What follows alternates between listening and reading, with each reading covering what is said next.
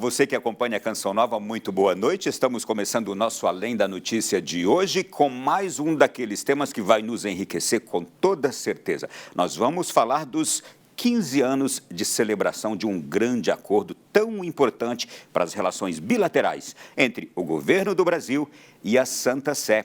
Portanto, um tema de grande interesse para você que sempre acompanha a Canção Nova, que está sempre também ligado e atento às questões religiosas e às questões de direitos, deveres e garantias entre um Estado e entre um Estado religioso como é a Santa Sé. Portanto, prepare-se que o nosso programa de hoje vai abordar esse tema, trazendo todas as suas minúcias e com certeza nós vamos nos enriquecer e enriquecer mais ainda o nosso conhecimento. Olha, gente, em 20 artigos, o texto consolida direitos já garantidos pela legislação brasileira e pela jurisprudência dos tribunais do país.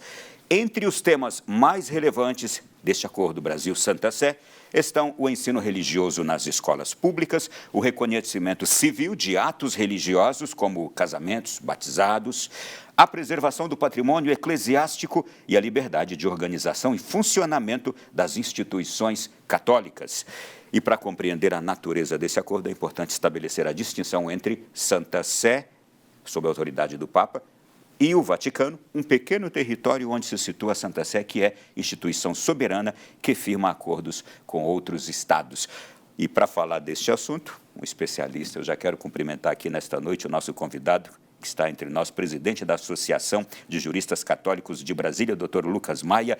Bem-vindo, boa noite, obrigado depois de tanto tempo aguardando sua presença. Pois é, Ronaldo, demorou, a gente conseguiu um dia, né? A agenda corrida, veio aí o infortúnio do falecimento do Papa Francisco, depois o conclave do Papa Leão XIV, mas conseguimos, né? Uma alegria muito grande estar aqui com vocês, estar aqui da Canção Nova, né? Acompanho de casa com frequência os programas da Canção Nova, né? As missas, enfim, minha família inteira é telespectador assíduo, né? Da comunidade Canção Nova, enfim, uma alegria, uma satisfação muito grande mesmo ser convidado a poder participar aqui com vocês e poder, de alguma forma, ajudar a trazer alguns esclarecimentos sobre essas relações entre o Estado e a Igreja.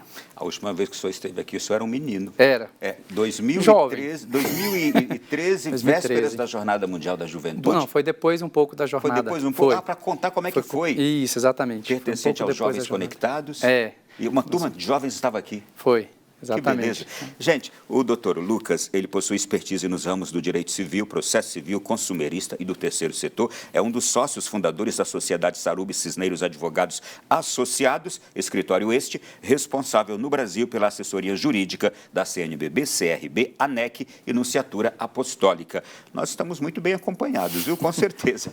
E você do Brasil, autoridades da Igreja no Brasil agora nos acompanham nesse instante, sacerdotes, religiosos, religiosas, bispos. Esse programa será de extrema importância. Nós estamos exatamente no ano de celebração da promulgação deste acordo, 15 anos atrás. Portanto, uma data muito icônica para se celebrar e para se rememorizar exatamente os deveres, garantias, obrigações mútuas de ambas as partes, governo brasileiro e Estado da Santa Sé, mas para falarmos também da aplicação na prática deste acordo até os dias de hoje, está sendo muito bem consolidado, é o que a gente vai falar aqui no programa de hoje. Eu já deixo o senhor com uma introdução sobre este assunto, doutor Lucas. É uma responsabilidade grande, né? Falar para um público tão seleto e diversificado, né? Desde fiéis até autoridades eclesiásticas do mais alto escalão, com certeza que acompanham a Canção Nova.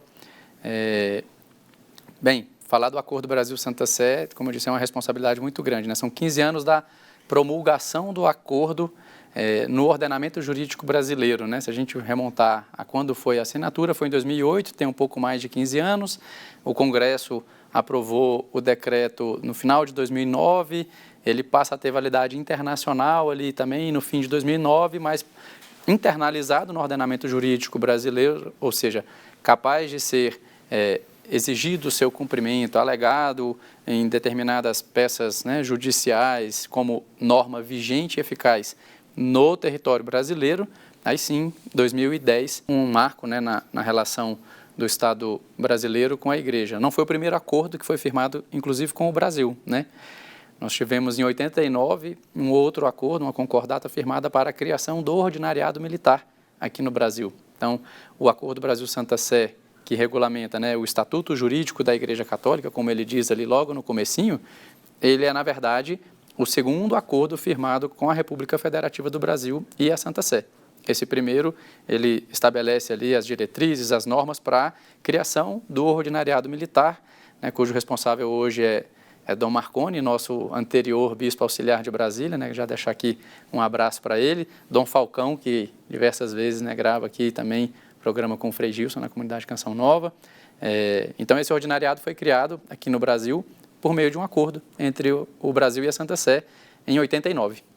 Tem uma grande abrangência, o acordo, Sim. E é o que a gente vai no programa hoje aqui se deter, na abrangência dele, como é que ele chega até nós, povo católico e povo cristão brasileiro, porque ele é um acordo que, embora seja com a Santa Sé, que representa toda a religião católica, mas ele também favorece das mesmas formas outras instituições religiosas. Bom, para a gente conhecer um pouquinho mais dessa história, desse acordo, está aqui agora a reportagem que a gente preparou. O Acordo Brasil-Santa Sé é um tratado internacional assinado em 13 de novembro de 2008. Ele foi promulgado em 2010 e passou a ter validade jurídica no Brasil. Trata-se de um acordo que há 15 anos regulamenta as relações institucionais entre o Estado brasileiro e a Igreja Católica, estabelecendo direitos, deveres e garantias mútuas. Apesar da Igreja, perante o Estado brasileiro, internamente falando, ser uma instituição privada, a Santa Sé é uma pessoa jurídica de direito internacional. E como duas pessoas que, de alguma maneira, celebram um acordo, existem direitos para os dois lados, prerrogativas para os dois lados, respeito à normativa interna de ambos, né, cada um dentro do seu respectivo propósito. A motivação principal para a formalização desse acordo foi a necessidade de dar segurança jurídica às atividades da Igreja no Brasil, que apesar de já estar presente desde o período colonial, não tinha um marco legal específico que regulamentasse a sua atuação em áreas como ensino religioso, patrimônio, reconhecimento civil de atos religiosos, entre outros. Além disso, o acordo também visa consolidar o papel da Igreja Católica como agente social, educativo e cultural, sem ferir a laicidade do Estado. Laicidade do Estado e liberdade religiosa andam de mãos dadas. Uma coisa depende da outra. Só se fala em Estado laico em um Estado onde a liberdade religiosa é um princípio. Então, esse acordo nem traz privilégios para os fiéis católicos, até porque isso não seria a intenção, não há razão para isso, mas também nada diminui, mitiga, prejudica o direito de crença, o direito de manifestação, o direito de associação, inclusive para fins religiosos. A Santa Sé, enquanto sujeito de direito internacional, já havia firmado acordos semelhantes com outros países, como Itália, Portugal, Argentina e Espanha. Assim, o Brasil seguiu uma prática comum no cenário internacional. A gente tem muitos aspectos aqui a explorar nesta conversa de hoje, desta noite. Já avise aí a outras pessoas agora para sintonizarem aqui na Canção Nova, de modo muito particular, aquelas pessoas que exercem qualquer trabalho, qualquer autoridade no âmbito religioso em todo o nosso território nacional. Vai ser muito importante. Eu tenho muitas coisas para começar aqui como primeiras perguntas, não é? A necessidade que havia desse acordo entre Brasil e Santa Sé, quais eram as inseguranças que foram naquela hora o motivo para selar-se esse acordo? E começaríamos então por essas duas aqui, doutor Lucas. Perfeito, Ronaldo. É importante esclarecer que como passou na matéria agora há pouco, a prática da Santa Sé de celebrar acordos com estados, né, com outras federações e estados, ela é muito antiga. Ela remonta mesmo antes da existência do Vaticano. O Vaticano é a porção territorial, né, onde se localiza a Santa Sé, que é o governo da igreja, né? Santa Sé é essa instituição de direito internacional que representa o governo da igreja na pessoa do Santo Padre. E aqui já há uma distinção, não é? Sim. Por que esse acordo entre Brasil e Santa Sé? Porque a Santa Sé é um Estado também. O Vaticano é um Estado, e a Santa Sé é reconhecida mundialmente, com inclusive assento na cadeira da ONU, né, como observatório, enfim, ela é reconhecida mundialmente. O que nenhuma outra igreja tem. Isso, e aí entra na pergunta, por que que os outros estados não têm esse tipo de acordo com outras religiões? Porque nenhuma outra religião tem esse reconhecimento de existir um governo geral e único, né, uma pessoa jurídica de direito internacional. E, aqui apenas mencionando, a Santa Sé, se eu não me engano, tem relações diplomáticas como Estado, sim, com mais de 150 nações. Sim, basicamente com... Né, quase o mundo quase todo, o mundo inteiro. Exceto aqueles estados totalitários. Isso, eles têm representação diplomática, né, como é o caso, né, aqui do Brasil e de tantos outros. Ele tem um núncio, que é o diplomata, né, por excelência. Digamos assim, foi um acordo entre dois governos. Exatamente. Exatamente. Entre duas partes soberanas, é o que está logo no comecinho do acordo, né? Quem quiser acessar e ler o acordo na íntegra, acho que é interessante, né? O católico, ele precisa, principalmente os católicos, né? Eles precisam conhecer as estruturas da igreja, né? E conhecer esse acordo é importantíssimo, né? Você entra lá no Google e botar Decreto 7.107 de 2010, para deixar às claras algumas questões, para reafirmar determinados direitos e garantir, né, que esse ente soberano, que é a Santa Sé, aqui no Brasil, com suas instituições eclesiásticas, né, com todas as pessoas jurídicas de direito canônico que pertencem à Igreja Católica, possam desenvolver a sua missão com essa liberdade religiosa que é a garantia constitucional do nosso território. Deixa eu voltar ainda antes, então, dessas perguntas todas, né?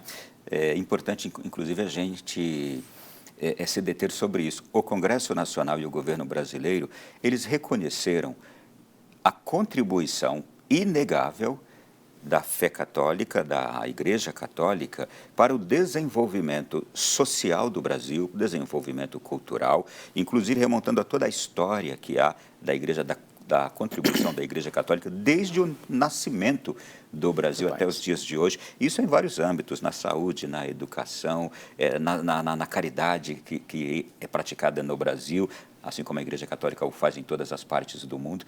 Foi um reconhecimento e uma forma de dar garantias a essa instituição.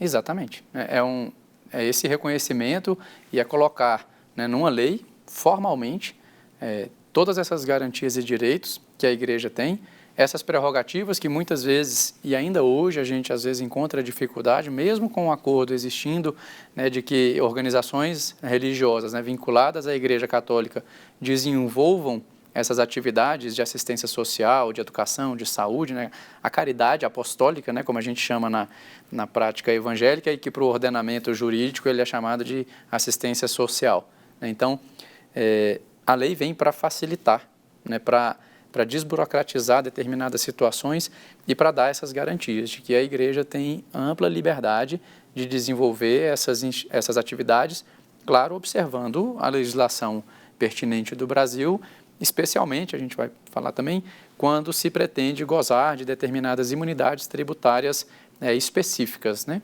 Importante isso que nós vamos chegar lá também.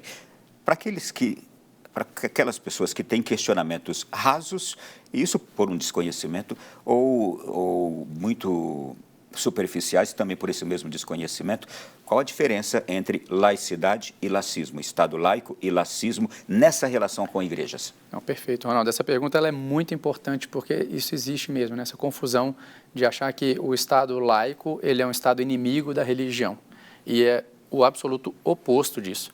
E que ele não deveria em nada favorecer a religião. Perfeitamente, né? Não existe isso. Um Estado laico, ele deve adotar uma posição de neutralidade em relação às diversas religiões e garantir, inclusive, que as pessoas, né, que pertencem àquele Estado laico exerçam livremente essa liberdade religiosa. E eu vou até aqui significar os mesmos termos, garantir e favorecer, porque o garantir e favorecer, neste caso, eu acho que se aplicam perfeitamente. O favorecer é deixar que elas sejam livres para praticar aquele bem que praticam. Perfeitamente, né? Exatamente.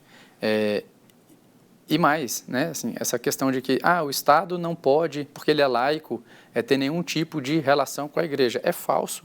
O acordo diz que o Estado vai poder trabalhar, mas a Constituição Federal do Brasil já diz que você tem assistência religiosa em presídio.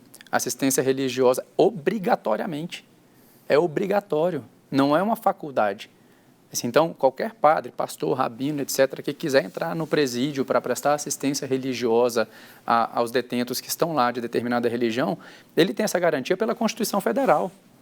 Então, o Estado continua sendo laico. Tá? A mesma Constituição afirma que o Estado é laico. E se alguém questionar os benefícios da assistência religiosa, é só fazer uma simples consulta científica, inclusive, dos benefícios dos serviços religiosos, por exemplo, nos presídios ou em quaisquer outros ambientes. Exatamente, e é justamente por reconhecer este benefício a nível social que o Estado, ainda que laico, ele vê a vantagem que ele tem, porque é também uma contrapartida para ele.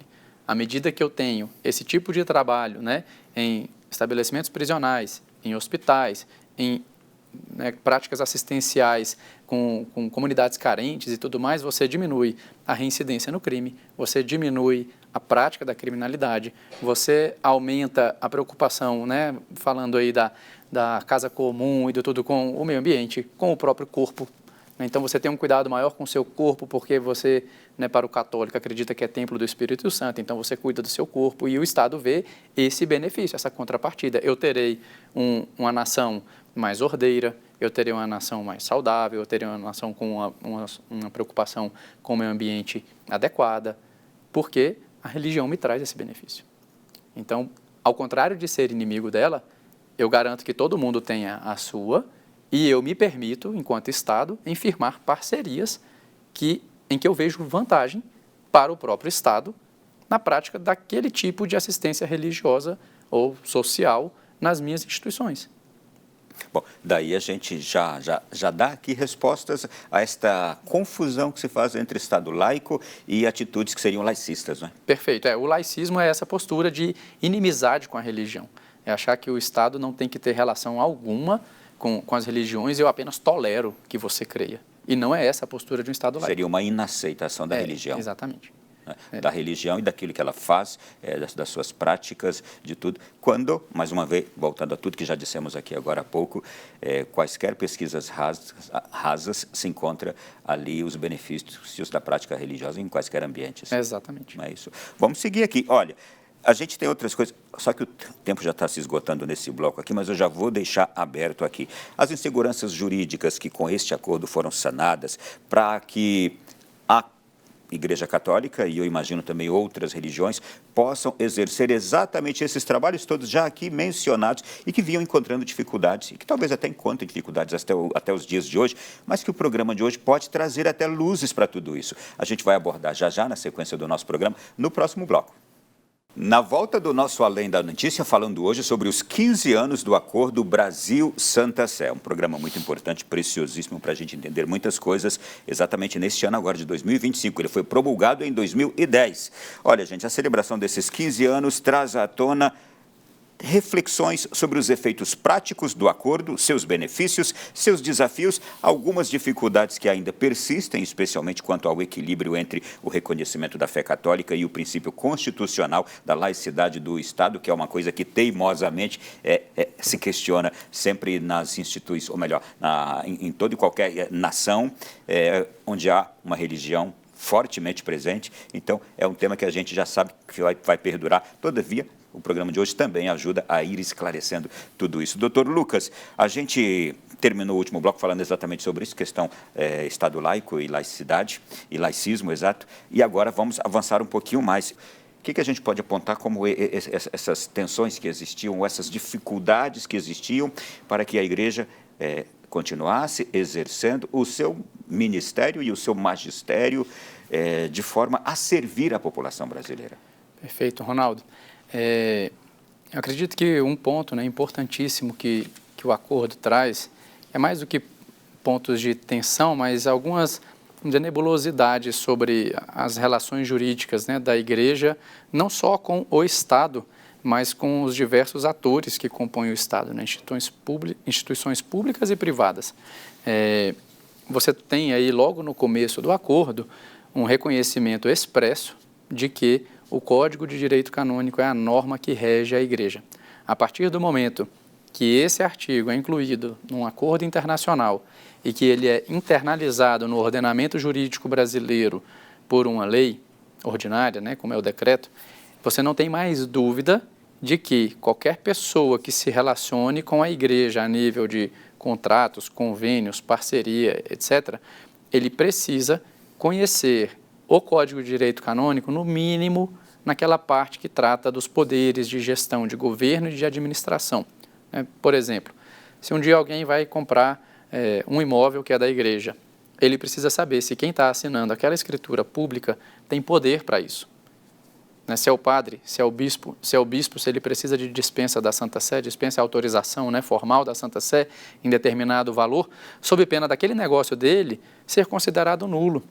Porque a própria lei brasileira diz que ninguém está desobrigado de observar a lei por alegar desconhecê-la.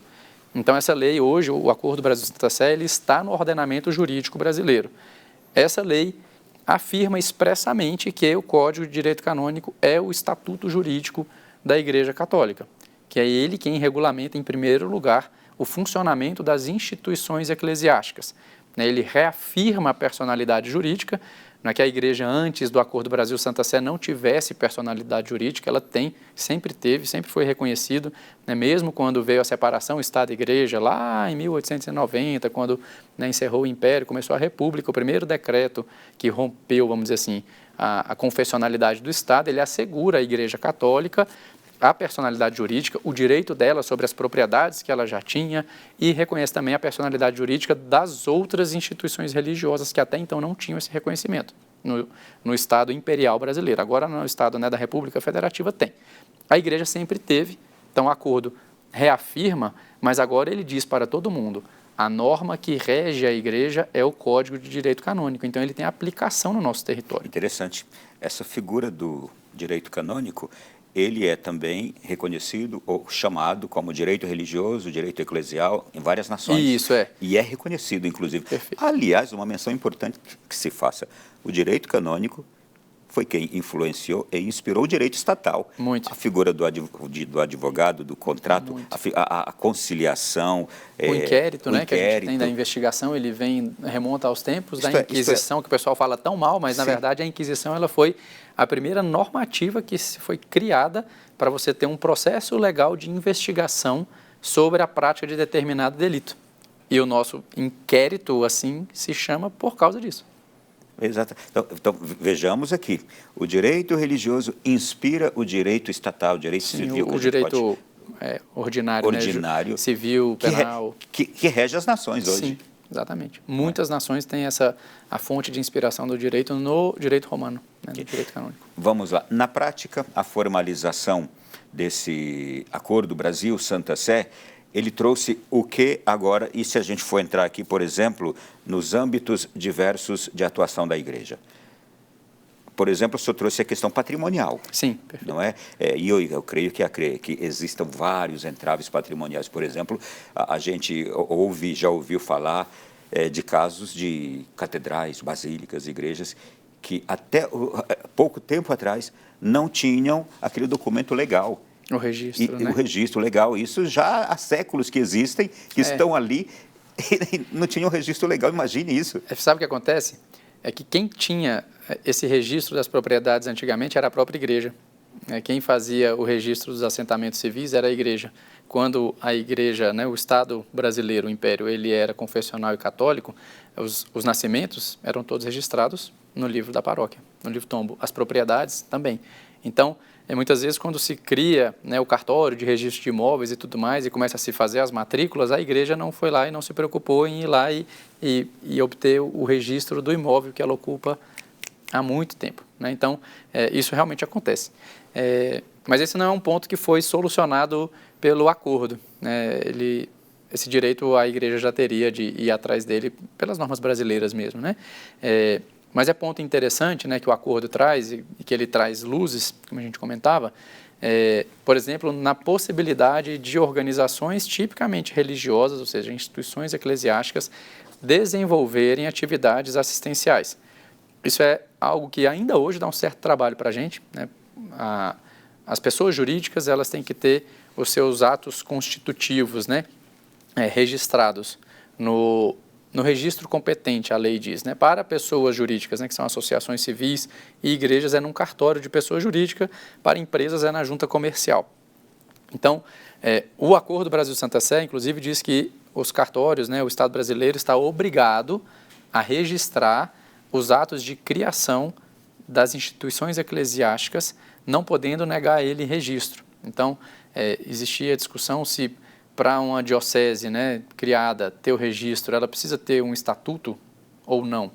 Né? Obrigatoriamente, ela não precisa ter um estatuto, basta a bula papal de criação de ereção da diocese, traduzida, claro, você vai levar lá o cartório e vai dizer, eu quero que você registre aqui a existência dessa pessoa jurídica. Esse ato tem o direito de ser registrado, porque o Acordo Brasil-Santa Sé assim diz. Deixa eu só voltar numa pergunta aqui. Aquilo que está estabelecido no direito canônico, que, por exemplo, a nomeação de um bispo, a criação de uma diocese, isso. É tudo isso. O que está estabelecido no direito canônico, os atos que tem a Santa Sé aqui dentro do Brasil, para a igreja, com este acordo, o Brasil diz, nós reconhecemos e aceitamos que ela tem autonomia para tomar essas decisões. Perfeitamente, é exatamente isso. Não que isso fosse, vamos dizer assim, questionado, né? Assim, o Estado brasileiro, em nenhum momento que eu tenha notícia, questionou a autoridade do Papa de nomear determinado bispo, de constituí-lo representante da diocese. Mas o que você tinha era essa incerteza e essa insegurança de o que é que a diocese precisa ter para registrar a sua existência perante o Estado brasileiro. Tá?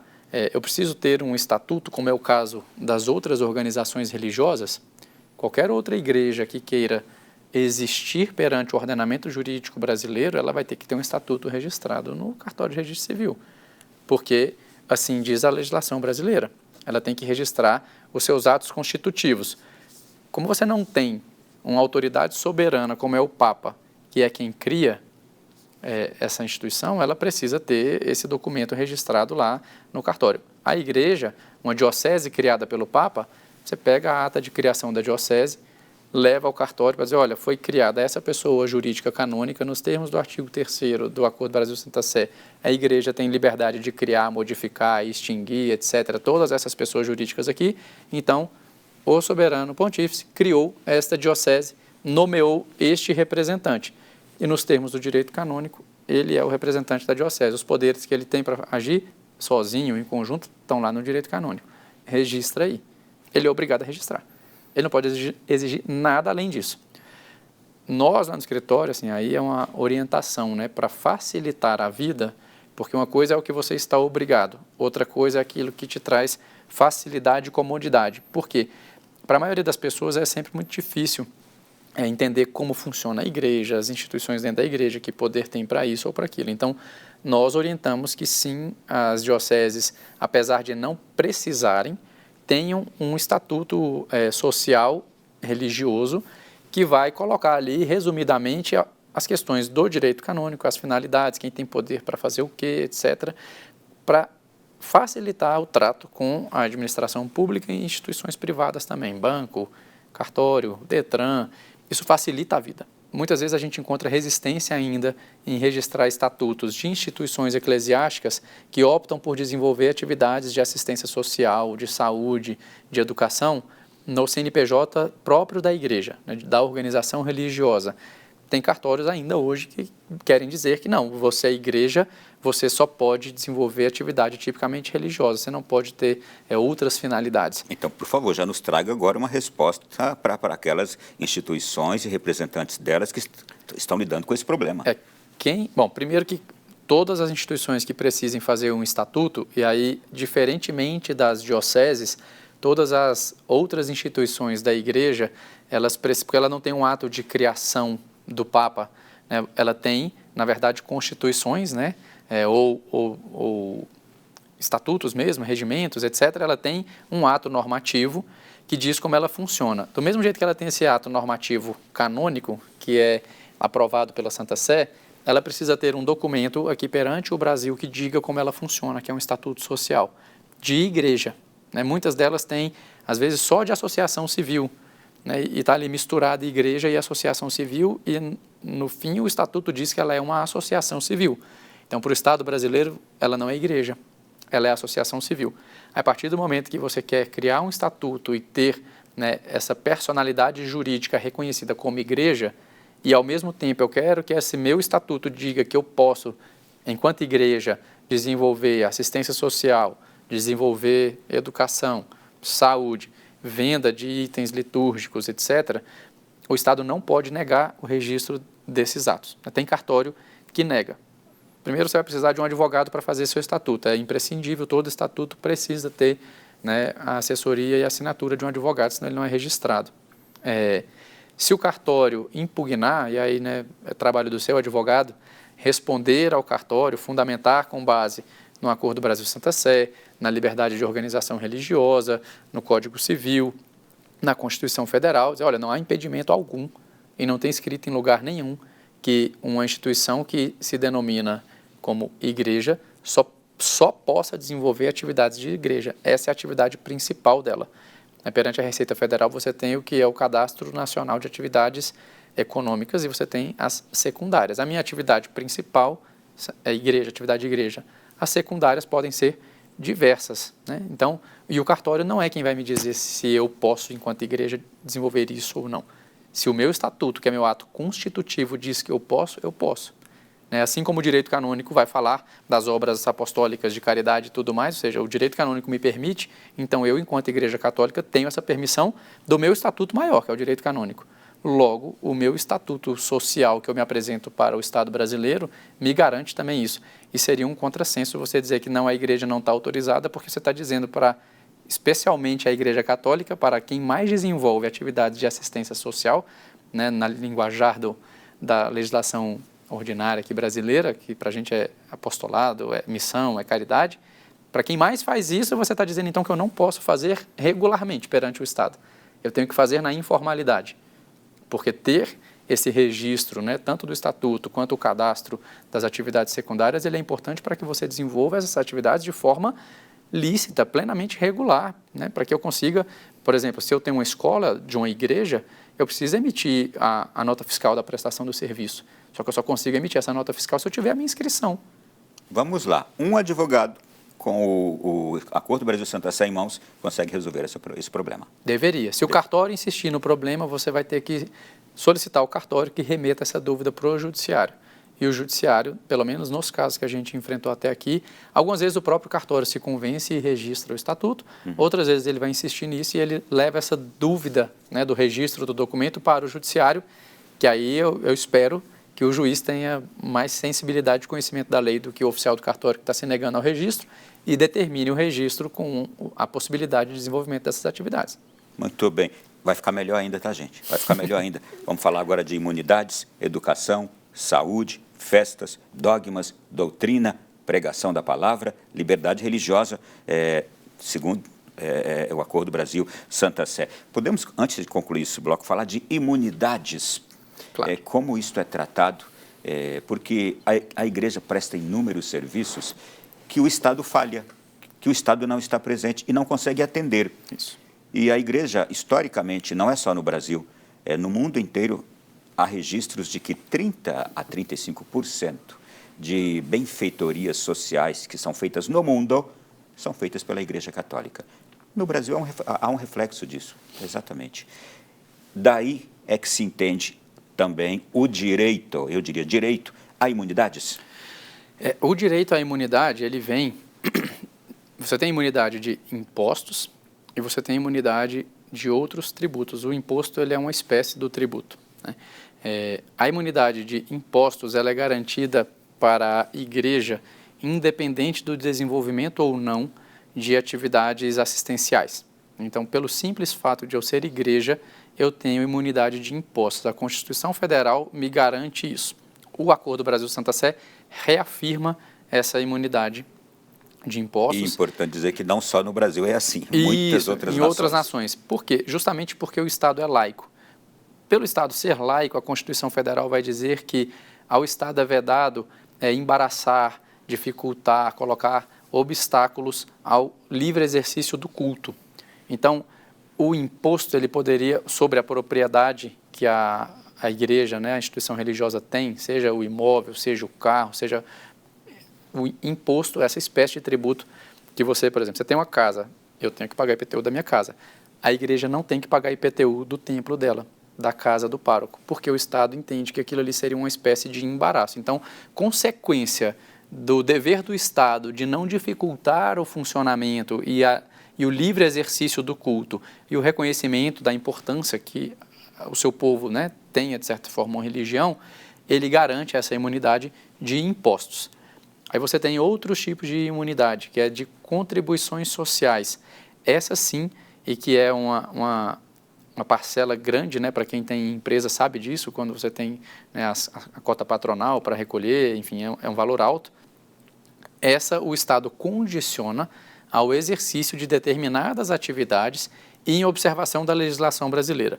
Então, eu, enquanto igreja, se desenvolver, além do fato de ser igreja, se eu desenvolver este tipo de atividade, aí o Acordo Brasil Santa Sé afirma isso expressamente, no CNPJ de igreja, eu, como igreja, desenvolvo atividades de educação e observo os requisitos da legislação brasileira, está expresso no acordo, então não cria diferença para nenhuma outra instituição, né, pelo contrário, garante, ou seja, as outras igrejas também têm esse mesmo direito pelo princípio da isonomia. Então, se eu, enquanto igreja, desenvolvo essas atividades, eu tenho direito também ao mesmo direito que associações civis que o Estado reconhece essa imunidade de contribuições sociais, eu terei enquanto igreja. E aí eu preciso cumprir esses requisitos da lei, tem um certificado que a gente chama de SEBAS, eu preciso obter esse certificado, esse reconhecimento do Estado brasileiro para eu gozar dessas outras imunidades. Em meio a tudo isso que a igreja presta desses serviços sociais, a gente colocaria escolas, hospitais, colocaria creches, asilo, creche, asilos. Assistência social pura, né? Assim, quando você tem orfanatos. Trabalhos com dependência química, Sim. que são tantíssimos que existem no Brasil. Algumas pastorais instituídas na igreja que literalmente trabalham com idosos, pastoral das crianças, Sim, pastoral da AIDS, e tantas outras pastorais importantes que realizam um trabalho onde a igreja, o Estado não consegue chegar. No fundo, a igreja entra também como aquela que ajuda o Estado. Isso. E que, mais ainda, beneficia o Estado com o seu trabalho. Perfeitamente. Se a Igreja Católica, né, por qualquer motivo, isso nunca vai acontecer, mas se ela resolvesse cruzar os braços e falar, pois eu também não vou fazer mais nada, eu arrisco dizer que o ensino entraria em colapso, porque talvez 50% das instituições de ensino no país, sejam elas privadas ou de assistência social, são de instituições religiosas, é muita. Hospital, nem se fala. Assistência social pura, incontáveis. Um caos. Seria um caos na sociedade. Teríamos um caos na sociedade. E não só no Brasil, hein? Não, no mundo. Não só no mundo. Não é. Está ficando cada vez melhor. E daqui a pouquinho nós vamos entrar naquelas outras questões. A educação, que a gente tocou aqui em pinceladas, a saúde, a doutrina, a pregação da palavra, o que o Acordo Brasil Santa Sé nos garante também. Vamos para o intervalo, é bem rápido. Aí vai ter mais coisas ainda que eu vou propor já no próximo bloco. É um programa especialíssimo, celebrativo, no marco dos 15 anos do Acordo Brasil Santa Sé. E tantas questões especialíssimas. Olha, eu estou com perguntas aqui. Como o acordo regulamenta o ensino religioso nas escolas públicas? O ensino religioso previsto no acordo é confessional, não confessional? A interferência do Estado em decisões administrativas ou disciplinares da igreja, essa questão é tratada no acordo? Instituições católicas que prestam serviço público seguem quais normas civis ou eclesiásticas? A gente está trazendo respostas hoje aqui a essas questões. Eu estou com um convidado muito especial no nosso programa de hoje, o doutor Lucas Maia, que é presidente da Associação de Juristas Católicos de Brasília e membro do escritório responsável pelas assessorias jurídicas de CNBB, CRB, ANEC, Nunciatura Apostólica. Doutor Lucas, já começamos aqui por questões importantíssimas. Vamos agora abordar outras. Como o acordo regulamenta o ensino religioso nas escolas públicas? E eu posso acrescentar, privadas é a mesma coisa? Vamos lá. O Acordo Brasil Santa Sé trouxe um dispositivo que, inclusive, foi objeto, né, de muita disputa e questionamento, e alguns afirmando que, de novo, né, traria benefícios, prerrogativas para a Igreja Católica e não para outras, mas isso tudo ele cai por terra quando você lê o dispositivo e quando você acompanha o que foi o julgamento de uma ação direta de inconstitucionalidade. Nome difícil, né? Mas é quando você tem uma norma, né, que é aprovada pelo Congresso e, muito embora aprovada, você tem alguma instituição que tem poder para isso dentro do espaço público, né, que pode ser um partido político, enfim, tem essa representatividade para questionar aquela lei enquanto constitucional, ou seja, conforme a Constituição, ou inconstitucional, ou seja, aquela lei, ela fere a Constituição, né? Toda norma que é aprovada pelo Congresso, ela deve estar dentro do ordenamento, sujeita à compatibilidade com a Constituição Federal. Então, o acordo trouxe esse dispositivo que diz que o ensino religioso católico, confessional e de outras religiões, então ele expressamente diz que também de outras religiões, né, ele deve ser ofertado pelas instituições de ensino público, sendo de matrícula facultativa, ou seja, o aluno não está obrigado a ter o ensino confessional de nenhuma religião. Então, se aquele determinado aluno ou o pai dele não quer que ele participe daquela grade horária, a escola pública terá a obrigação de fornecer outra atividade, porque esse ensino ele deve estar dentro da grade, né, do horário letivo do aluno, mas ele deve ser ofertado, o ensino confessional católico e de outras religiões. Aí entra numa série de discussões e tudo isso foi enfrentado nos extensos votos nessa ação direta de inconstitucionalidade que tramitou perante o Supremo Tribunal Federal, tentando questionar se esse artigo estava ou não conforme a Constituição. Por quê? Porque a própria Constituição já trazia um dispositivo dizendo exatamente isso, que o ensino religioso, ele só não dizia a palavra confessional, mas que ele seria ofertado pelas instituições de ensino públicas como matéria facultativa. E aí criou-se essa disputa se falar que é confessional ofende ou não a Constituição. E foi um julgamento interessante no Supremo. Nosso escritório participou, meu pai participou, né? O escritório falou pela CNBB, meu pai, que foi deputado federal constituinte, falou pela CRB, né, e trouxe a memória do próprio debate durante a aprovação da Constituição para mostrar exatamente que em nenhum momento o legislador quis que esse ensino religioso fosse um ensino genérico de religiões, porque isso você já tem em outras matérias, né? Você estuda a história das religiões, etc., nas aulas de história, enfim, geografia, você vai estudar lá o contexto geográfico de onde está determinada religião concentrada, onde tem mais, onde tem menos. Então, esse tipo de estudo genérico é ofertado em outras matérias. O Constituinte, quando inseriu esse artigo na Constituição, ele já queria que fosse um ensino confessional. E isso outros ministros trouxeram também em seus brilhantes votos, exatamente nessa linha, dizendo, olha, o próprio Estado brasileiro já reconhecia a obrigatoriedade de se ofertar o ensino religioso.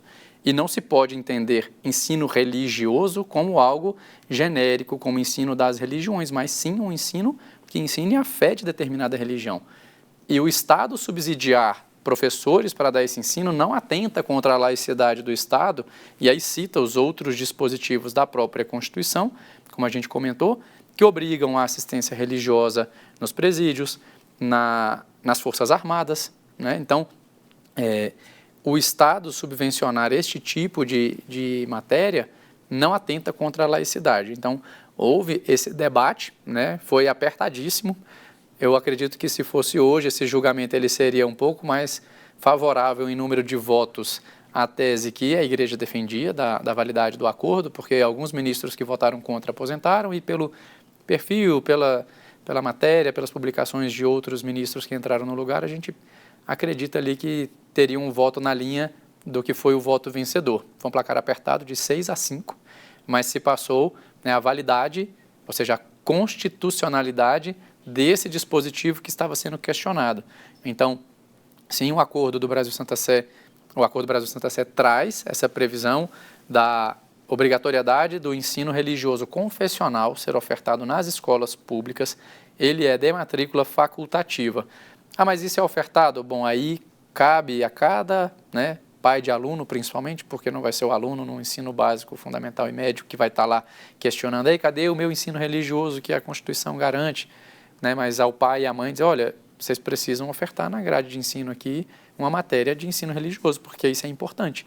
O legislador vê a importância desse ensino religioso, insere na Constituição e, posteriormente, né, o outro legislador, anos depois da Constituição promulgada, ele vem confirmar isso e, nos termos do acordo, dizer que é sim um ensino confessional, católico e de outras confissões. Então, o Estado está obrigado a oferecer esse tipo de ensino. O mesmo para escolas privadas? As escolas privadas, elas sempre tiveram essa autonomia, né, independente. Porque Já tinham autonomia. O ensino privado, eu tenho a possibilidade de ofertar ou não na minha grade, e aí, por outro lado, ela não está obrigada a ofertar. Então, eu pego um colégio que não é religioso, não é nada, ele não tem a obrigação de colocar na grade dele ensino confessional nenhum. Agora me diga como pode agir tranquilamente, livremente a escola católica, as escolas católicas. As escolas católicas, aí elas têm total autonomia em matéria de ensino religioso confessional. Confessional, ensino na sua religioso grade curricular. católico. Perfeitamente, perfeitamente. Total liberdade e autonomia, já mesmo antes do acordo, porque a lei não proíbe, pelo contrário, a própria Constituição já garantia, né, como eu disse, o ensino facultativo, só que no ensino privado eu posso colocar como matéria obrigatória. Então, o meu aluno ele tem a obrigatoriedade de comparecer às aulas de ensino religioso católico. Apenas a título de curiosidade, eu estava lendo ontem uma reportagem que dizia que o governo do estado do Texas tornou obrigatório a explicitação dos 10 mandamentos nas escolas do estado.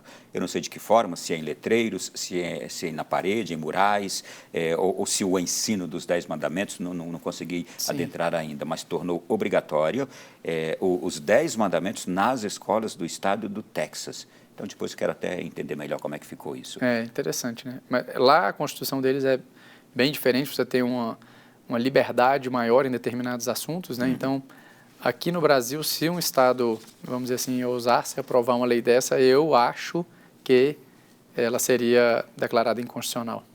Tá, vamos lá. Seguindo aqui ainda, outro ponto aqui, como o acordo trata da liberdade da Igreja para criar, administrar e manter instituições próprias? O artigo 3º do Acordo Brasil-Santa Sé, ele traz expressamente, né, quais são as pessoas jurídicas de direito canônico, e aí tem lá inúmeras, né, Instituto de Vida Consagrada, Sociedade de Vida Apostólica, os ordinariados, as dioceses, arquidioceses, vicariatos, prelazias, territoriais, pessoais, etc. Enfim, são diversas as pessoas jurídicas de direito canônico. Ele diz que o Estado brasileiro reconhece a personalidade jurídica de cada uma dessas. Então, o Estado brasileiro não pode negar, né, o reconhecimento da personalidade jurídica dessas instituições da Igreja. E ele afirma expressamente que a autoridade, né, da Igreja, ou seja, a Igreja Católica, por sua autoridade competente, que no caso de criação e extinção de determinado tipo de pessoa jurídica é o Papa, em outros níveis vai ser o Bispo diocesano, quem nomeia o Bispo, o Papa. Então, ela tem total liberdade, né, para criar as suas pessoas jurídicas, modificar, extinguir, ampliar esse rol do artigo 3º, ele não é um rol fechado, né, que a gente disse com números clausos, né, ou seja, essas são as pessoas jurídicas da Igreja Católica e outra só vai poder ser acrescida aqui se um novo acordo for firmado. Não tem isso. Ele diz expressamente que, entre outras, né, então, são essas, e se a partir de um determinado... Porque eram essas que existiam, ou imagino que todas que existiam ao tempo da assinatura do acordo, mas se a Igreja entender por bem que um novo tipo de figura, né, jurídica canônica precisa ser criado para atender à necessidade das igrejas, né? Por exemplo, você tem institutos de vida consagrada, você tem sociedade de vida apostólica. De repente, surge um novo tipo de pessoa jurídica que eu entendo necessário para, né, configurar algo que surgiu aqui agora, que o Espírito Santo inspirou. Ela tem essa liberdade. Outra questão aqui. A Igreja precisa seguir as regras do Estado sobre obras e restauração de seus bens tombados, porque há muitos bens e obras tombadas que são da Igreja, sim, mas que estão sujeitas às leis e às normas do Estado. Não é que não se pode tocar, que não se pode alterar, que não se pode restaurar com um novo frescor, um novo ar, alguma coisa. Há algumas limitações aí, não é? Perfeitamente, Ronaldo. É importante constar que o acordo, não me recordo agora de cabeça, se no artigo 12, ele garante uma série de prerrogativas aos bens, né, patrimoniais imóveis da Igreja, de que não podem ser desapropriados, demolidos, etc., desde que estejam observando a função social da propriedade. Então, essa é uma garantia que eu, por exemplo, não tenho. Se eu tenho a minha casa e vai passar uma rodovia onde eu moro, o Estado pode me desapropriar e me indenizar. Se tiver um templo católico funcionando, eu invoco esse artigo e o Estado não pode me desapropriar e me indenizar para passar uma rodovia, porque a lei expressamente veda ao Estado a desapropriação, ainda que indenizada, nesse dispositivo. Então, por outro lado, ele expressamente diz que desde que observada a função social da propriedade. Então, toda propriedade tem que ter a função social. Se eu tiver com um terreno vazio, desocupado, aí sim ele pode me indenizar e me desapropriar. Se eu tenho um bem que é tombado, e o que é o tombamento, né? Ele é o reconhecimento pela autoridade competente, por um processo legislativo, de que determinado patrimônio, ele não é apenas um patrimônio da igreja, mas ele é um patrimônio, assim, da humanidade, da sociedade como um todo. Não que eu tenha o direito de chegar lá e falar, se esse patrimônio é tombado, então ele é meu. Não, ele continua sendo daquela instituição, mas ele tem uma relevância tal que ele tem que ser conservado. Então, se há um processo de tombamento aprovado sobre determinado imóvel da igreja, ela tem a obrigação, né, de seguir, sim, as normas que são atinentes a esses bens tombados. Se for fazer, né, reforma, precisa aprovar o projeto da reforma junto ao órgão competente, né, para ele avaliar se aquela sua reforma não está desnaturando as características, né, essenciais daquele bem tombado. Ele precisa conservar, né, aquela estrutura, aquela aparência, o máximo possível o material que foi utilizado originário. Então, isso te permite, e igualmente, uma vez que ele é um bem de importância cultural e não só religiosa, historicamente reconhecido e com valor que é ultra, né, individual, ele é coletivo, você tem o direito também de firmar parcerias com o próprio Estado, se eu não tenho recurso para restaurar aquele bem. Então, eu posso receber verba pública para fazer a restauração daquele bem cultural. Inclusive, o senhor falando isso, eu fico recordando aqui de tantos monumentos históricos, de tantas obras que nós temos, de tantas basílicas e catedrais históricas nesse Brasil, que existem desde o início. Nenhum de nós era vivo quando essas coisas já existiam, já existem há um século, 2 séculos, 3, 4, 5 séculos. E é aqui que a gente entende justamente a grande herança da fé católica para todo o nosso Brasil. Exatamente. Né? E se entende também a necessidade de um acordo benevolente para ambas as partes na questão desse tema, não é? O acordo traz, né, expressamente esse reconhecimento, ele reafirma o interesse mútuo, né, das partes de conservar o patrimônio e tudo. Sim. É até bonito, né, assim, quando você lê determinados artigos do acordo, ele sai um pouco desse aspecto jurídico, né, quando você olha por esse lado transcendental, de você ter ali um Estado reconhecendo a importância e a magnitude daquele bem da igreja para a sociedade. E a gente contempla uma beleza histórica tão grande em tudo isso também. Eu tenho mais questões aqui ainda. A interferência do Estado em decisões administrativas ou disciplinares da igreja, que este acordo, ou havia que este acordo trouxe um novo entendimento? Não, Ronaldo, eu acredito que nesse ponto, em questão disciplinar, administrativa, de organização interna, nunca houve dúvida, porque a própria Constituição Federal e o Código Civil garantem a liberdade de organização, esse impedimento do Estado se imiscuir em determinadas questões, e aí não só para a Igreja Católica, né? Para outras religiões funciona da mesma forma. Eu não posso, por exemplo, querer obrigar que a Igreja Católica me aceite como padrinho de batismo se eu não cumpro os requisitos que o direito canônico me exige para ser padrinho de batismo. Eu não posso entrar com ação contra a igreja para exigir isso. Eu não posso entrar com ação contra a igreja para obrigar a celebrar o meu casamento se eu vivo em segunda união ou se eu quero fazer um casamento, né, com uma pessoa do mesmo sexo. A igreja não admite, você não tem como exigir que o Estado imponha isso a ela, porque o Estado exatamente respeita essa autonomia. E da mesma forma em matéria disciplinar. Se um padre é demitido do Estado clerical, né, quando a igreja diz você não é mais padre da igreja, o Estado jamais vai revisar essa decisão. Jamais. Sim. Porque ela não precisa sequer ser motivada. Tá bem. Eu estou aqui chegando agora numa outra questão que é importantíssima. Liberdade religiosa. Eu acho que entra também em questões disciplinares, não é? Uhum. A gente está com pouco tempo nesse bloco, aliás, quase nenhum tempo nesse bloco. Eu acho que eu vou deixar para o último bloco, que também neste último, e a gente vai entrar aqui agora em questão de doutrina católica, que eu posso pregá-la livremente, posso pregá-la em público, numa praça, posso pregá-la no meio de comunicação, mesmo que a sociedade esteja em desacordo com aquilo que a pregação, que a doutrina católica diga. É uma pergunta que já fica. E depois eu vou fazer uma proposta para o senhor, que também nesse último bloco a gente consiga tocar aqui ponto a ponto do acordo, de forma muito objetiva, que eu sei que não vai dar tempo, né? Mas ponto a ponto do acordo, trazendo uma síntese breve daquele artigo. São 20 artigos, hein? Gente, daqui a pouquinho a gente vai para o intervalo e volta já já com um grande desafio por esse último bloco, trazer essas questões importantíssimas aqui, explicando aí para você. Que tema, que noite, no marco dos 15 anos, neste ano de 2025, estamos celebrando a promulgação do Acordo Brasil-Santa Sé, um programa especial para trazer esclarecimentos, diminuir as dúvidas e também a gente se enriquecer com o que foi feito neste acordo entre os governos do Brasil e a Santa Sé. E na noite de hoje, um convidado especial está nos ajudando aqui a entender ponto a ponto deste acordo. E neste bloco agora vou trazer questões ainda mais preciosas, viu, gente? Olha, eu quero começar com questões de liberdade religiosa. Acima de tudo, doutor Lucas, liberdade religiosa, o que a gente pode entender? Um país que tem liberdade religiosa. Basicamente, Ronaldo, o país que tem a liberdade religiosa, né, ainda que o seu Estado seja laico, ele te garante o direito de crer ou não crer em determinada religião, de crer ou não crer em Deus, de crer ou não crer em qualquer matéria que diga respeito, né, a esse ente transcendental que nós temos pelo Deus uno e trino, nosso Senhor Jesus Cristo, ou qualquer outro que creia em qualquer outra divindade. Então, é assegurar o seu direito de crer, de expressar, né, publicamente, livremente, aquilo que você crê em matéria de fé, de moral, e a nossa Constituição ela vai além. Ela fala também da liberdade, inclusive da objeção de consciência, né? Liberdade de crença e de pensamento.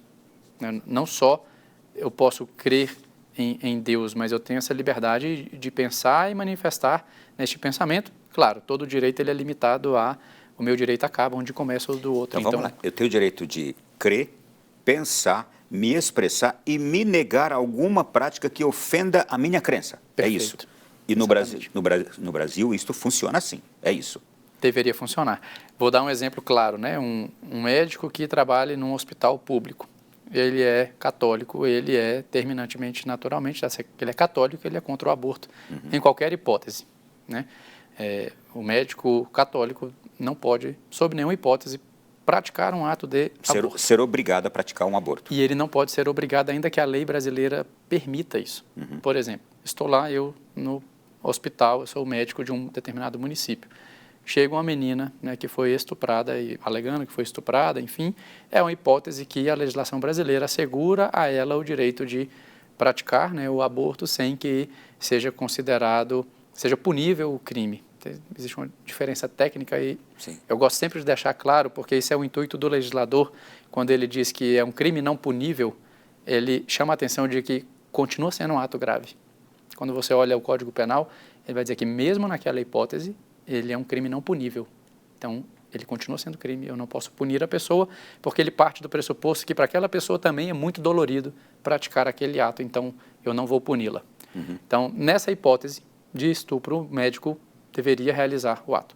O médico católico pode alegar a objeção dele de consciência, dizer, eu não vou fazer porque eu sou católico, eu não faria. E também ele não pode ser punido por se negar. Não pode ser punido, isso. Exatamente. A objeção de consciência. Eu tenho, por exemplo, um amigo que, durante a faculdade de medicina, você tem lá as práticas, né, na parte do internato, você tem orientações de métodos contraceptivos. Ele escreveu uma carta para o reitor da faculdade de medicina, para o coordenador do curso, dizendo, olha, sou católico, apostólico romano, não posso ensinar nenhum método contraceptivo para nenhum paciente, para ninguém, portanto, estou pedindo dispensa dessa prática. E ele foi dispensado. Também li nesta semana que o estado de Washington, nos Estados Unidos, ele quis obrigar um cidadão ou quis obrigar um sacerdote a abrir o sigilo de confissão. E o governo dos Estados Unidos está processando o estado de Washington por querer obrigar um padre a abrir o sigilo de confissão. Eu, como advogado, posso alegar o sigilo de profissão, e aí ele era equiparado ao segredo sacerdotal, ao de profissão, eu posso, como advogado, me recusar a testemunhar num processo, porque numa conversa com o cliente ele me relatou que cometeu determinado crime, sim. Então, eu não posso ser arrolado como testemunha no processo, ou posso até ser arrolado, mas quando chegar lá e falar, o fulano de tal matou, eu falo, olha, eu não vou responder nada sobre o fulano de tal, porque ele é meu cliente, tudo que eu tratei com ele foi em razão da minha profissão. A mesma coisa, um sacerdote. A mesma coisa é o sigilo da fonte para a imprensa. Isso, pronto, exatamente. Então, o segredo sacerdotal, ele é garantido não só em matéria de confissão para o nosso ordenamento, mas, por exemplo, uma direção espiritual que não é uma confissão, se um sacerdote aí, matéria canônica, né, se ele quebrar o segredo de confissão, ele é demitido ipso facto do estado clerical. Né, ele perde o estado clerical dele. Então, é gravíssimo isso para o direito canônico. O segredo de uma direção espiritual, por exemplo, ele deve ser garantido, mas se eu não estiver muito enganado pelo direito canônico, em determinadas hipóteses muito específicas, ele poderia relativizar. Pela lei brasileira, não. Ele pode se recusar. Se ele tiver tratado algo que, ainda que em direção espiritual, o Acordo Brasil Santa Sé garante a ele o sigilo sacerdotal, que não é só o da confissão. Aí se equipararia exatamente ao do advogado com o seu cliente e ao do jornalista com a sua fonte. Vamos lá, deixa eu entrar em questões bem concretas. Esse acordo protege a liberdade de expressão religiosa da igreja em meios de comunicação, isto é, eu posso pregar tudo aquilo que a doutrina católica me ensina no meio de comunicação católico, sem nenhum receio, porque aquilo está na doutrina católica, que a ela é facultada a garantia da liberdade. Eu tenho a minha liberdade? Tenho. Eu posso, no meio de comunicação católico, né, na rádio, na imprensa, na televisão, pregar a doutrina da igreja? Posso. Isso me dá o direito de ofender alguém? Não. O que é que eu posso? Eu posso ensinar o que é a doutrina da igreja. Mas, colocando muito às claras, né, a igreja sempre terá o direito de ensinar no púlpito da igreja ou num canal de comunicação católico que a igreja não admite o casamento em segunda união. A igreja não admite o casamento entre pessoas do mesmo sexo. A igreja não admite o aborto. A prática do ato homossexual é pecaminosa. Está na Sagrada Escritura. Está na doutrina católica, está no catecismo da igreja. Então, isso é uma afirmação objetiva. Eu não estou fazendo juízo de valor. Da sua vida você faz o que quiser, mas eu também tenho o direito de anunciar aos meus fiéis e exortar para que eles saibam o que a igreja entende como certo e errado. Porque a igreja serve, no fim das contas, para isso, para nos guiar e nos conduzir num caminho de verdade. E aqueles que querem ouvir o seu ensinamento. E quem não quiser ouvir ou seguir, basta não ligar lá no seu canal. Ou não ir à sua igreja. Ou não ir à sua igreja. Mas a igreja não pode. E aí eu vou entrar num ponto ainda mais delicado. Hoje, é garantido essa liberdade, mas tem países em que essa liberdade não é garantida assim e a igreja jamais vai poder deixar de anunciar o que é a verdade. É melhor que seja preso, que seja encerrado o canal, que seja tudo, mas eu não posso deixar de anunciar o que é a verdade. Quero trazer aqui agora, nesse último bloco de programa, ponto a ponto do Acordo Brasil Santa Sé. São 20 artigos que eu estou observando aqui. Aqueles inícios, eles são mais conceituais, não é? O primeiro e o segundo, eles tratam ali do reconhecimento, da personalidade jurídica, não da personalidade, mas da... Primeiro, segundo, terceiro. O terceiro, ele trata já, propriamente dito, das pessoas jurídicas, a gente falou bastante dele aqui também. O sexto fala, nós falamos desse ponto também agora há pouco, as partes que reconhecem que o patrimônio histórico, artístico, cultural da Igreja Católica... Perfeito, ele deve ser preservado, mantido, que vão se esforçar mutuamente, né, para conservar. A Igreja garante o acesso àquele acervo que eu comentei, né, porque... quem tem os documentos mais antigos de registro de nascimento das pessoas, agora está muito em voga isso, né? A pessoa precisar buscar até a, sei lá, quanta geração dela para conseguir a cidadania num país. Ela precisa ir no assentamento da igreja, porque quem tem o registro de nascimento do tataravô dela é a paróquia de onde o tataravô nasceu, não está no cartório de registro civil. O sétimo artigo também é uma continuidade, ele garante a proteção dos lugares de culto da Igreja Católica, de suas liturgias, símbolos, imagens e objetos culturais contra toda forma de violação, desrespeito e uso ilegítimo. Infelizmente, a gente vê inúmeras vezes, né, crucifixo sendo usado de forma, né, absolutamente indevida, que dispensa comentários do que muitas vezes fazem com crucifixo. Você tem inúmeras situações, Imagens inúmeras não, sendo mas em destruídas. algumas vezes situações gravíssimas de sacrários sendo abertos, hóstias profanadas, né, o corpo sangue de Cristo. Estátuas sendo destruídas, estátuas, pessoas invadindo igrejas e atrapalhando cultos. E, infelizmente, muitas vezes a gente vê uma postura, de certa forma, passiva do Ministério Público em relação à investigação e punição desses crimes. O que fazer exatamente para se ter o rigor devido nesses atos? Deve-se cobrar, né? Assim, agora, denunciar o Ministério Público e exigir que ele tome as providências cabíveis contra aquelas pessoas. Com a lei em mãos, né? Exatamente. Sim. Temos agora o 8º artigo, que ele trata também ainda do bem comum para o bem comum da sociedade brasileira, especialmente dos cidadãos mais necessitados. Compromete-se, observadas as exigências da lei, dar assistência espiritual aos fiéis internados em estabelecimentos de saúde, de assistência social, de educação ou similar, ou detidos em estabelecimento prisional. Já falamos dos estabelecimentos prisionais, isso. Podemos até voltar, mas eu quero focar mais agora aqui nos estabelecimentos de saúde. Há também relatos e registros de que em alguns hospitais o sacerdote não pode entrar, ou se entra com muita dificuldade para levar ali assistência espiritual. É um direito do paciente, em primeiro lugar, né? Porque é ele quem tem o maior desejo, muitas vezes, de receber a visita daquele sacerdote, principalmente se ele está numa situação ali de vida ou morte, e que muitas vezes é desrespeitado, sim, seja em hospitais públicos ou privados, né? E é uma garantia. Mais do que tomar medidas legais, a gente sempre orienta a que os padres, os ministros, né, de confissão religiosa que forem fazer esse tipo de visita, pastoral da saúde, eles tenham uma tentativa de diálogo prévio com a direção do hospital para estabelecer uma rotina de visitas e tudo mais, para ter uma proximidade. Porque é muito mais fácil você cumprir, né, esse importantíssimo ponto do acordo, que é ministrar os sacramentos nos últimos momentos da vida da pessoa, ou mesmo durante um estado de fragilidade, ela receber ali, está no hospital, não pode ir à missa, enfim. Mas, assim, no geral, a maioria dos hospitais que a gente tem notícia recebe bem. Quando tem um paciente lá em UTI é mais difícil, mas...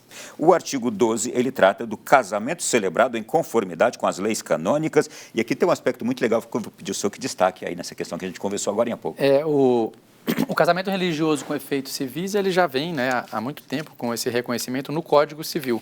A grande novidade do acordo é que ele acaba com uma discussão se a sentença do Tribunal Eclesiástico, né, confirmada pelo Tribunal da Santa Sé, poderia ou não ser objeto de homologação perante o ordenamento jurídico brasileiro.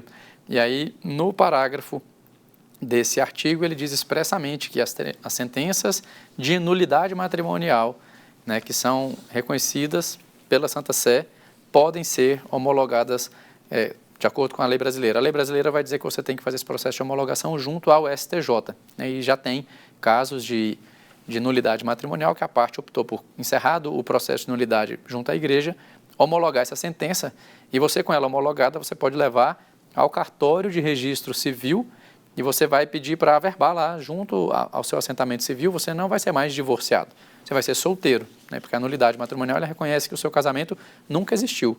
Então, se ele nunca existiu, eu não sou mais divorciado, eu sou solteiro. E a gente falava, só a igreja pode isso, porque na sociedade civil, você não tem cara tribunal. Que separou é um divorciado. Exatamente. Em outras religiões, você não tem um tribunal para reconhecer. Você pode pedir, num processo judicial civil, reconhecimento da nulidade do seu casamento civil, que segue muito parecido com as normas do direito canônico, porque, como a gente comentava, o nosso direito civil importou muita coisa do direito romano. Influenciou o direito. Vamos lá. O 13º artigo, ele trata exatamente do segredo do ofício sacerdotal. Falamos agora há pouco amplamente. O 14º artigo, ele declara o empenho da igreja na destinação de seus espaços a fins religiosos, que deverão ser previstos nos instrumentos de planejamento urbano. Sim, isso é importantíssimo, né? Quando você vai numa cidade que está em expansão e vai criar determinado bairro e tudo mais, você tem um plano diretor para aquele bairro. Então, aqui vai ter área residencial, aqui vai ter... E está previsto que, obrigatoriamente, aquela cidade tem que destinar espaços para fins religiosos. E aí ele não está privilegiando a Igreja Católica, ele diz fins religiosos. Então, aqui nesta área funcionarão igrejas. Eu posso fazer uma concorrência para ver quem vai querer me comprar esse terreno aqui que é público, entendeu? Então, o planejamento da expansão de uma determinada cidade, de um bairro da criação, ele tem que observar essa destinação de espaço. Assim como tem que ter um colégio, um posto de saúde, uma delegacia, tem que ter um espaço para a prática religiosa. Boa, esse é bom esse artigo aqui, hein? Gostei. O 15º artigo, ele trata exatamente da reconhecida garantia de imunidade tributária. Sim. Para igrejas. Abordamos, né? Que abordamos já aqui também. O 16º artigo, ele trata do caráter peculiar religioso e beneficente da Igreja Católica e de suas instituições. Isso. É aquilo que a gente comentava, né? Que a igreja pode desenvolver atividades assistenciais, mesmo no CNPJ de igreja, e ela pode ter também instituições vinculadas a ela, que são associações civis, para desenvolver essa atividade e respeitar da imunidade, etc. O 17º artigo é bem curioso, mas é uma coisa muito comum que a gente já está acostumado no Brasil. Fala que a igreja no Brasil, os bispos, eles podem convidar sacerdotes de outros institutos religiosos ou leigos de outras nacionalidades para virem prestar serviço religioso no Brasil. Isso, e aí você tem uma facilidade no trâmite de visto, né, para a missão religiosa junto ao Ministério das Relações Exteriores, você consegue facilitar, vamos dizer assim, a obtenção desses vistos de missão. Então, esse artigo aqui é justamente para tirar quaisquer dificuldades que pudessem vir a existir. Ele facilita. Facilita.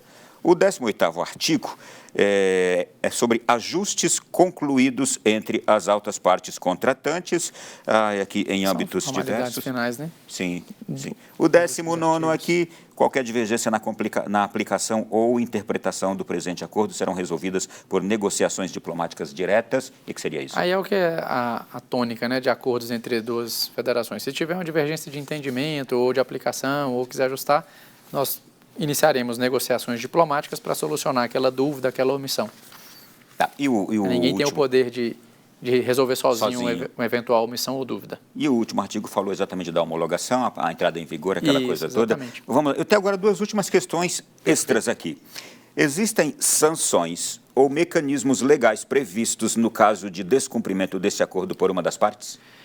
Não, a gente acabou de passar por todos os artigos desse acordo. Ele não prevê uma punição pelo descumprimento, né? Mas, enquanto lei, você tem os mecanismos jurídicos normais de um Estado para exigir o cumprimento daquele determinado dispositivo, né? Ações civis, ações penais, se for o caso de incidência de crime, como aquela do artigo 7º, que fala do vilipêndio ao objeto ou item de culto. Você tem também o Código Penal. Você pode, então, provocar a instituição competente para tomar as medidas cabíveis de acordo com sanções previstas na nossa lei. Entrar com ação para obrigar, fizemos, por exemplo, para obrigar a que permitissem a entrada do sacerdote com a Eucaristia, quando aconteceu aquele triste e lamentável episódio da prisão de Dom Ronaldo e os padres de Formosa. Ficaram alguns dias presos, depois foram soltos. Nos dias que eles estiveram lá presos, nós tivemos que entrar com ação, né, com pedido perante o juiz, para que autorizasse a entrada, porque eles estavam no presídio e o diretor do presídio não queria deixar entrar ninguém para visitar e ninguém para levar a Eucaristia para eles. E o juiz disse, olha, pois é para autorizar a entrada e diária.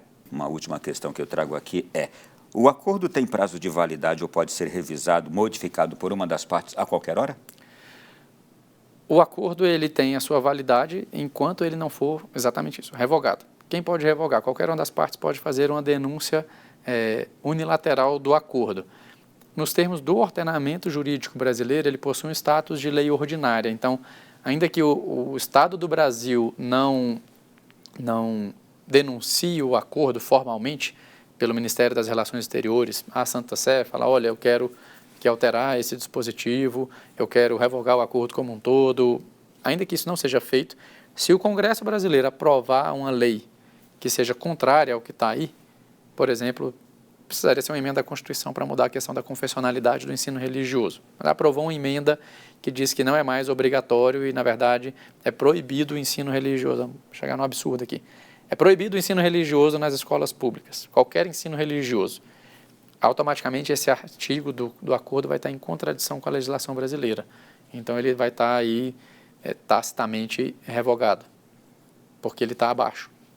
Então, por favor, suas palavras aí finais. Perfeito, Ronaldo. Acho que se eu posso deixar algum tipo de mensagem aqui, como eu disse lá no começo, né, que os católicos, desde os fiéis leigos, mas principalmente, né, os padres, administradores de paróquias, os bispos, os religiosos, principalmente quem está ali na lida diária da parte da gestão eclesiástica, que eles conheçam o acordo, conheçam o que os tribunais já dizem sobre determinados dispositivos do acordo, né? A CNBB, através das edições CNBB, ela já publicou algumas obras inclusive o escritório contribuiu com algumas delas, e eu não estou aqui fazendo propaganda, porque os direitos autorais são todos da CNBB, mas a gente não recebe nada, pode fazer, sim. Então, tem algumas obras que tratam tanto das legislações específicas do Estado brasileiro, que tratam da parte religiosa. A gente tem um livro que chama O Marco Jurídico das Organizações Religiosas, que está para ser atualizado, vai publicar uma nova edição, porque muita coisa, né, como é comum no país, já avançou, algumas questões que estavam pendentes de solução foram solucionadas. Então, estamos aí às vésperas de publicar uma segunda edição, uma edição atualizada desse mesmo livro. Você tem um vade-mecum do Acordo Brasil-Santa Sé, com comentários a cada artigo. Recentemente, eu acho que já está até publicado, que é o acordo anotado. Anotado significa julgados sobre cada um desses artigos, né, que os tribunais já enfrentaram em determinado momento esse dispositivo aqui, o que o tribunal decidiu sobre essa matéria, seja um tribunal local ou STJ ou STF. Então, você tem uma outra obra que a gente ajudou a construir, que não foi o tema daqui, mas que é a Lei Geral de Proteção de Dados aplicada às instituições da Igreja. Também está lá no site das edições CNBB. Então, essas pessoas precisam conhecer essa matéria, né? Eu costumo, quando a gente vai dar formação, palestra para dioceses, institutos religiosos, a gente fala, nenhum padre entra no seminário, né, nenhum freira, irmão, irmã entra lá no seu instituto imaginando que um dia vai ter que conhecer esse tanto de coisa, mas infelizmente ou felizmente, hoje não é mais possível você simplesmente ignorar isso. Você não tem como viver a missão, né, apostólica e evangélica sem conhecer a legislação do país em que você vive, sem conhecer a legislação da própria igreja, para saber como fazer, a melhor forma de fazer e sem colocar em risco o próprio patrimônio da instituição. Porque em determinados aspectos, se você firma, por exemplo, um convênio, uma parceria com um órgão público, né, com um ente público, e recebe verba disso, você vai ter que prestar conta disso, e você tem que saber como fazer, sob pena de você depois colocar em risco o patrimônio da instituição. Você até usou o recurso direitinho, do jeito que você tinha que usar, mas você não tem como prestar contas disso. Você vai ter que devolver o dinheiro. E se você já usou o dinheiro que você recebeu, o seu dinheiro agora vai ter que sair do seu caixa. Então, assim, são aspectos que essas pessoas precisam conhecer. É preciso conhecer pelo bem da igreja. Então, busquem, né, estudem, procurem. Determinadas matérias são muito complexas e é importante ter uma assessoria, né, jurídica e contábil competente, qualificada, né? Procurem, né, esse tipo de assessoria, não queiram achar que sabem tudo ou que vão economizar aqui um valor, porque depois a conta pode ficar muito pior. Obrigado, mais uma vez. Foi um prazer tê-lo aqui comemorando esses 15 anos do Acordo Brasil-Santa Sé. Eu agradeço imensamente, né, mais uma vez esse convite, poder estar aqui, falar de um assunto tão importante, né, que impacta a igreja como um todo. Para mim é uma alegria, uma honra, uma felicidade enorme, né, como católico, como jurista, poder participar desse momento e contribuir de alguma forma com tudo isso. A honra foi nossa. E olha, também foi uma honra nossa ter você aí do outro lado, você que nos acompanhou agora aqui na Canção Nova. E se Deus quiser, a gente se encontra na próxima semana com um novo tema, com um novo Além da Notícia. Grande abraço e até lá!